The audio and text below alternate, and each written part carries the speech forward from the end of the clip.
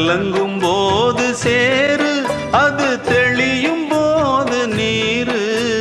கடவுள் போட்ட கோடு, அதை திருத்த போவதாறு. வெந்த புண்ணும் ஆறிடுமா, வேதனை தான் தீர்ந்திடுமா? விண்ணுக்கும் மண்ணுக்கும் சம்பந்தம் உண்டுன்னு சொன்னது யாரு? அது மன்னவன் பேரு.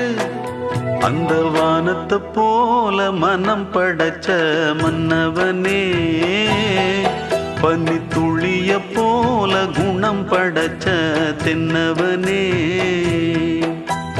மஞ்சளிலே